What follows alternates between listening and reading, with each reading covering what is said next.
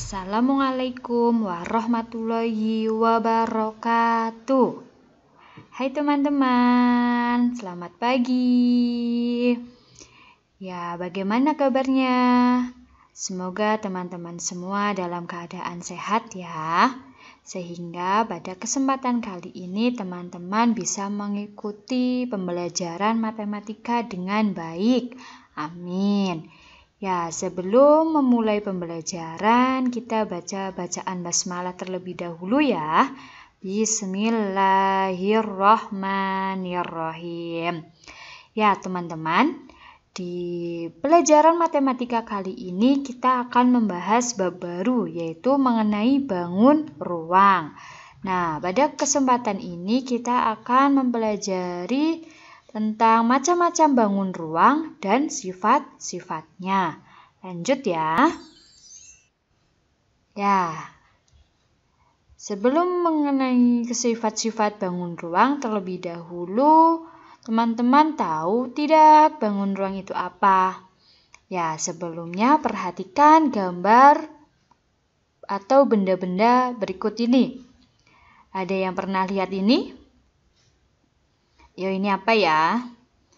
Biasanya kalau di komplek bisa menjadi tempat sampah. Atau kalau di bengkel menjadi tempat pembuangan oli. Ya, ini adalah biasanya drum minyak tanah. Lalu ini gambar apa ya? Ya, ini adalah topi ulang tahun. Kemudian ini betul, ini adalah Rubik.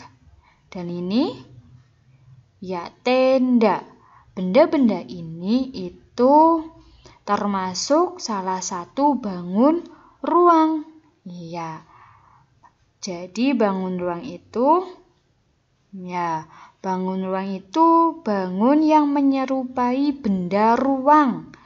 Nah, biasa kita sebut sebagai bangun ruang. Atau bangun ruang itu bangun yang memiliki volume, isi, dan 3 komponen penyusun berupa sisi, rusuk, dan titik sudut.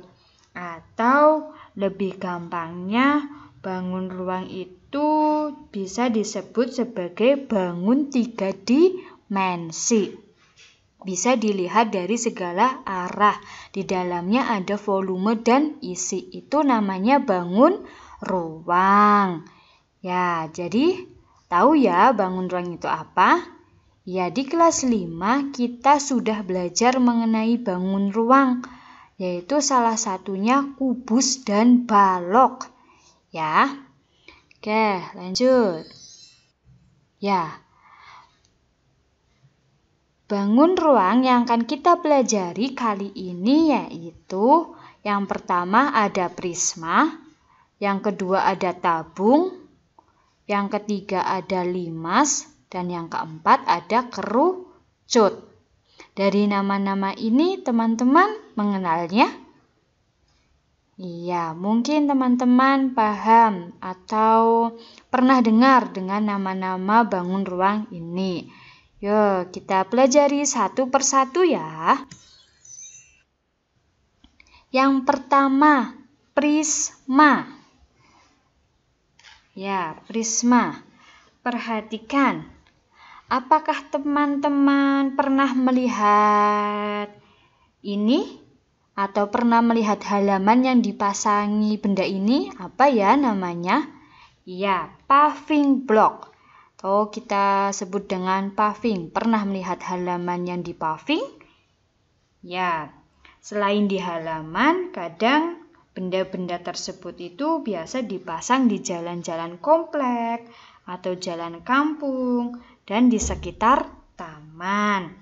Ya, benda ini disebut dengan paving block. Nah, bentuk halaman yang sudah di paving block itu akan terlihat rapat ya. Nih, biasanya ada yang berbentuk persegi, lalu juga ada yang seperti ini. Segi berapa ya? 1, 2, 3, 4, 5. Segi 6. Terus kita perhatikan gambar di sebelahnya. ini ada gambar segitiga, lalu ini ada persegi atau segi 4, lalu ini ada segi 5. Dilihat dari titik sudutnya, itu yang menentukan seginya. Segitiga berarti titik sudutnya ada 3. Segi 4 itu juga berarti titik sudutnya ada 4. Segi 5 berarti titik sudutnya ada 5. 1, 2, 3, 4, 5. Nah, bangun-bangun ruang yang ini, yang teman-teman tadi sudah perhatikan ini, itu termasuk prisma. Ya, selain ini juga kubus dan balok itu termasuk dalam prisma juga. Nah, dari gambar tersebut terlihat bahwa balok sebenarnya merupakan prisma segi 4. Perhatikan nih, segi 4 seperti balok ya. Iya. Ya, lalu dilihat kedudukan rusuk tegaknya. Rusuk tegak berarti ini yang berdiri, yang tegak lurus. Prisma itu dibagi menjadi 2 jenis. Yang pertama, prisma tegak. Itu rusuk-rusuknya tegak lurus dengan bidang alas. Bidang alas itu berarti yang dasar ini yang bawah. Nah, prisma condong atau miring itu rusuk-rusuk tegaknya tidak tegak lurus dengan alas. Namun saat ini di kelas 6 ini kita hanya akan mempelajari prisma tegak saja ya teman-teman. Ya, nama prisma itu disesuaikan dengan bentuk bidang alasnya. Sebuah prisma tentu memiliki bidang alas dan bidang atas yang sama. Dilihat bidang alas itu yang di bawah, bidang atas itu yang di atas nih. Sama ya, jika bawahnya segitiga, maka atasnya juga segitiga. Nah, jika alasnya berbentuk segitiga, maka prisma itu dinamakan prisma segitiga. Nah, kalau prismanya itu alasnya membentuk segi 5, maka dinamakan prisma segi 5 dan seterusnya. Jadi nama prisma itu disesuaikan dengan bentuk bidang alasnya. Bidang bawahnya membentuk apa? Seperti itu ya teman-teman. Nah, masih di prisma, sifat-sifat prisma tegak. Sisi alas dan sisi atasnya sama. Dilihat ya. A, B, C itu sama seperti di atas D, E, F. Sama ya, membentuk segitiga, alasnya, atasnya juga membentuk segitiga. Lalu, sisi alas dan sisi atas sejajar. Sama ya. Nih, harus sama, tidak boleh alasnya di sini, maka atasnya di sebelah sini. Tidak harus sejajar. Nih, yang membuktikan titik D itu lurus dengan titik A. Titik B lurus dengan titik E. Itu menunjukkan bahwa sisi alas dan sisi atas itu sejajar. Kemudian, banyak sisi tegak sama dengan banyak titik sudut dari sisi alasnya. Kita lihat titik sudutnya ada 1, titik A, titik B, dan titik C. 3. Itu akan menunjukkan bahwa sisi tegaknya juga mempunyai 3, yaitu nih ya, ADA atau DEBA 1, lalu BCFE 2, kemudian CFDA 3. Maka sisi tegak itu sama dengan sisi sudut dari alasnya. Kemudian sisi alas selalu tegak lurus dengan sisi tegaknya. Nih, lurus ya. Ini adalah sifat prisma tegak. Jadi jika teman-teman menggambar prisma, maka langkah yang pertama teman-teman menggambar alasnya dulu. Mau segi 3, segi 4, segi 5, atau segi 6. Kemudian baru bikin atasnya harus lurus dengan bawahnya. Jika bawahnya segitiga, maka atasnya juga segitiga, tidak boleh berbeda. Setelah itu sudah lurus, maka sambungkan titik-titiknya. Sambungkan, nah seperti ini disambung. Nah setelah itu maka jadilah prisma. Ya lanjut ya. Yang kedua yaitu tabung. Teman-teman pernah melihat benda-benda ini? Ini adalah cangkir. Lalu ini kaleng susu dan ini masih drum minyak tanah. Teman-teman pernah ya melihat benda-benda ini? Iya. Bangun ruang yang memiliki bentuk seperti ini itu dinamakan tabung. Nah, nama lain dari tabung adalah silinder. Ya, silinder. Nah, suatu tabung itu memiliki alas yang berbentuk lingkaran. Ya, tabung itu cukup memiliki alas yang berbentuk lingkaran, tidak memiliki bentuk yang lain. Cuma memiliki alas berbentuk lingkaran. Jika bawahnya lingkaran, maka atasnya juga lingkaran. Itu namanya tabung. Lalu sifat-sifat tabung apa saja ya? Nah, sifat-sifat tabung. Alas dan atas berbentuk lingkaran. Nih, alasnya berbentuk lingkaran dan atasnya juga berbentuk lingkaran.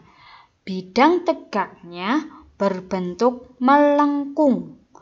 Bidang tegaknya berbentuk melengkung. Nih, ini melengkung ya, sama ini nih, melengkung. Sering juga disebut bidang lengkung. Bidang lengkung selalu tegak lurus dengan alas maupun atas. Kemudian tinggi tabung diwakili oleh jarak terpendek dari bidang alas dan bidang atas. Jadi, nih garis yang lurus. Nih, itu dinamakan tinggi tabung. Ya, ini sisi atas, bisa dilihat gambar yang kedua, bawahnya sisi alas. Kemudian ini tingginya. Kalau ini dibuka, maka akan menjadi sisi lengkung atau selimut tabung. Nah, teman-teman, jika teman-teman akan menggambar tabung, maka yang pertama, teman-teman gambar dulu lingkarannya. Kalau tidak, lebih gampang lagi. Teman-teman gambar dulu garis tegak lurusnya berapa tingginya. Contoh, tingginya 4 cm, berarti bikin garis lurusnya di sini yang tegak itu 4 cm. Sininya samping juga iya, tegak lurus 4 cm. Kemudian lebarnya di sini, dilihat tengah ini, contoh diameternya itu 14, berarti ditulis 14. Setelah itu buatlah lingkaran. Itu jika kalian menggambar tabung ya teman-teman. Kemudian selanjutnya ada limas. Ya, diperhatikan bangun-bangun ini. Ya, bangun-bangun tersebut dinamakan limas. Limas memiliki bidang alas dan bidang miring. Ya, memiliki bidang alas dan bidang miring. Nah, bidang miring berbentuk segitiga, akan membentuk segitiga. Bangun ini hanya memiliki sebuah alas saja ya, teman-teman. Atasnya tidak ada. Nah, jumlah bidang miring sesuai dengan jumlah segi dari bidang alas. Seperti halnya bangun prisma. Bangun ini juga diberi nama sesuai dengan bentuk bidang alasnya. Jika alasnya segi 4, maka namanya 5 segi 4. Jika alasnya segi 3, maka dinamakan 5 segi 3. Jika alasnya berbentuk segi 6, maka dinamakan 5 segi 6. Seperti itu ya, sama seperti prisma. Penamaannya tergantung bentuknya alas. Oke, udah diperhatikan. Kemudian kita akan mempelajari sifat-sifatnya. Ya, sifat-sifat limas yaitu mempunyai sebuah bidang alas. Mempunyai bidang alasnya saja. Lalu atasnya tidak ada, namun atasnya itu membentuk titik puncak. Ya, jadi mempunyai sebuah titik puncak. Nih, titik. Nah, dari titik ini akan menghubungkan ke titik alasnya. Titik puncak akan menghubungkan ke titik alasnya. Terus, sifat ketiga, mempunyai bidang miring yang berbentuk segitiga. Perpotongan bidang-bidang miring bertemu di titik puncak. Jadi, bidang miring ini akan membentuk segitiga. Lihat bidang miring dari B, T, C. Ya, jika dilihat, berarti bentuknya itu segitiga. Seperti segitiga berdiri ya. Lalu, T, A, B. Sama ya, T, A, B, T. Ya, membentuk segitiga. Nah, dari titik A, B, C itu ditarik ke atas akan bertemu di titik puncak. Kemudian, sifat yang terakhir dari limas yaitu jarak terpendek dari puncak ke bidang alas. Dari ini puncak ke bidang alas di tengah-tengah titik dinamakan tinggi alas ya, tinggi alas. Dari titik puncak ditarik lalu diambil tengah-tengah alas itu dinamakan tinggi alas. Catatan penamaan limas T titik A, B, C. Maksudnya T itu menunjukkan titik atau puncak limas. Lalu A, B, C itu sebagai sisi alas. Ya. Kemudian dari limas ini kita akan mempelajari mengenai ya, atas ini adalah titik puncak. Ya. Kemudian rusuknya itu rusuknya ada TC itu rusuk, lalu TB ya. Kemudian sisi alasnya, jika teman-teman akan menyebutkan sisi alasnya berarti sebutkan dari titik A, B, C, D. Itu sisi alas. Sisi miringnya berarti T, B, C. Ya, sama dengan T, A, B. Ya, itu merupakan sisi miringnya. Terus, atau sisi tegaknya ya, teman-teman.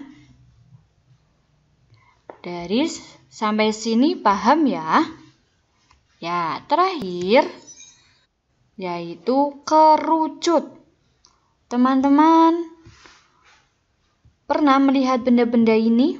Ada caping, ada topi ulang tahun, dan ini adalah bentuk kerucut. Ya, ini adalah benda-benda yang membentuk bangun kerucut. Sifat-sifatnya ya dilihat. memiliki dua sisi lengkung, yaitu sisi alas dan sisi selimut. Nih, sisi alasnya. Nih, melengkung ya, karena alasnya berbentuk lingkaran. Ini adalah sisi lengkungnya.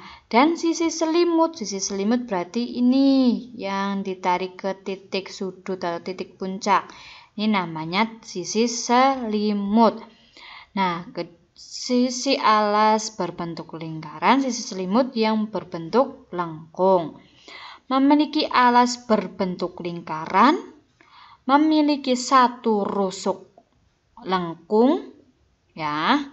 Memiliki satu titik sudut, yaitu titik puncak, memiliki garis pelukis, ini garis pelukis ya, yaitu garis-garis pada selimut kerucut yang ditarik dari titik puncak atau titik sudut ke titik-titik pada keliling lingkaran. Lalu tinggi kerucut, dilihat. Tinggi kerucut adalah jarak antara puncak kerucut dengan pusat lingkaran, titik pusat lingkarannya. Alas kerucut itu dinamakan tinggi kerucut. Seperti itu ya teman-teman. Sampai sini paham ya? Ya, insya Allah paham.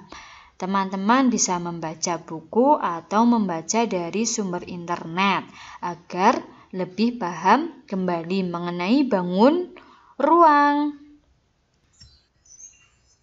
Oke, terima kasih teman-teman. Ya, pembelajaran kali ini cukup ya. Teman-teman bisa membaca lagi, bisa memperhatikan atau mencari benda-benda di rumah yang berbentuk dari bangun-bangun ruang. Ya, dipelajari kembali. Tetap semangat dalam belajar, jaga kesehatan ya teman-teman. Iya, mohon maaf jika Us banyak kesalahan. Dan sebelum Us akhiri, kita baca bacaan hamdalah bersama. Alhamdulillahirabbil alamin. Ya, cukup sekian dari Us. Terima kasih. Wassalamualaikum warahmatullahi wabarakatuh.